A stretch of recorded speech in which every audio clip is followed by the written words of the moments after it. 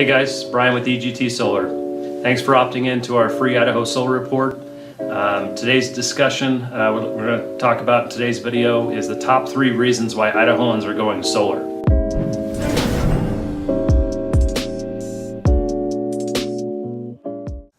As you know, Idaho's market is just booming right now with installs happening probably in your neighborhood that you've seen. So I want to talk about the reasons we see why that's happening. So I'm going to break that down into 3 categories. First being savings. Now, savings happens in 2 different forms in the solar industry. As many of you probably researched and looked at, the cost of solar has come down tremendously over the last decade. Pair that with the cost of utility rates from Idaho Power going up at a very quick rate, and we now have that tipping point where solar in almost any household is going to make financial sense and be a very good investment for that household. Now, do you guys know that most people don't even realize this, but we've all made decisions in our lifetimes to go purchase our own homes, not lease our own homes. We've made decisions to purchase our own cars, not lease our cars. Some still do on the cars, but predominantly consumers in general want to own an asset that's going to appreciate at some point over time and have that as a viable part of their financial future. Solar is no different. When we buy power from a utility, we're not buying it, we are simply just renting it. And rent, we all know what happens with rent. Rent's going to go up.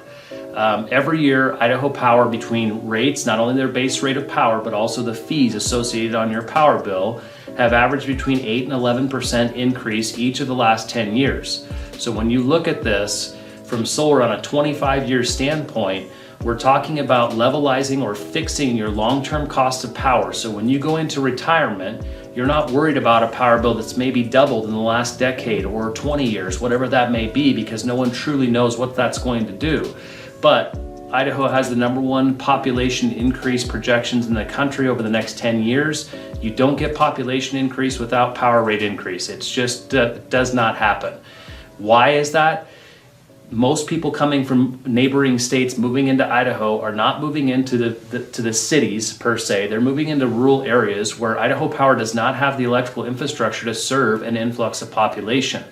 When that happens, they have to build that infrastructure. When they build, it's all pass-through cost to consumer or the ratepayer. So the way that we look at this from our standpoint, being obviously biased in the solar industry, is that you're going to have a point in time where the quicker power rates go up, the quicker money gets back into your pocket on your solar investment. Fossil fuels are also going up. Because of the big conversion and the boom across the country to solar, fossil fuels are not going to get any cheaper. So it's going to continue to have this disparity between fossil fuels and utility rates versus the lower rates that solar can produce at on a fixed level. So that's the first reason we see Idahoans going solar. Reason primarily number 2 is the finance options. I challenge you guys to find one industry, cars, boats, houses, that has succeeded without financing. Most of us would not own our own homes if we didn't have the ability to go out and get a loan for that home. So we're very used to this as a consumer base in the United States. This didn't exist really up until about 10 years ago in the solar industry. There wasn't financing for people out there. Most of the people doing this were people that just had a lot of cash laying around. Well, that's not the majority of homeowners across the United States that have cash to just throw out here and throw out there. So financing options in our world are true zero down, 15, 20-year terms, 12-year, 10-year terms, a myriad of different rate structures, interest only the first 16 months, fixed rates at 4.59%. I mean, we're beating home ec rates on most of our loan programs right now that are unsecured without having to provide income verification, tax documentation. We've all been through that 3 to 4 week, find everything that you've socked away in file drawers forever type of process. That's not what the solar industry has become. So we have a ton of financing options to meet the financial situation for nearly any family that's looking to convert to solar power and simply do the right thing. So that's reason number 2. Reason number 3, and probably my favorite, is tax credits, right? What other investment in the United States will the federal government pay you 1/3 of that investment to go invest your money into your home? There's nothing out there. So for solar, as an example, if you do a $30,000 solar project, the government's going to give you a $9,000 tax credit to use against owed liability on your taxes. This is very rare and very unique. and then pair that with the state of Idaho, who does up to a $20,000 state income deduction, and that's not them giving you $20,000 additional for this investment.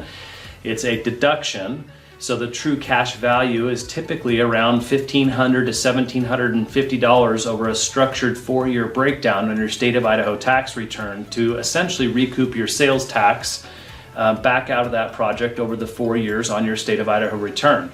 So really, when we look at the dynamics of purchasing our next 25 years worth of power, you know, the cost associated with that, with the tax credits, the finance options, and the associated savings that we've discussed here today, it produces power at roughly 5 cents per kilowatt hour fixed for life. So that's really the top 3 reasons why we see Idahoans going solar. Tune in next week for our series on solar as an investment. We want to get into the reasons why solar really makes sense as an investment compared to real estate, stock market, bonds, everything else out there we have the ability to invest in. So appreciate you guys tuning in, and we'll see you next week.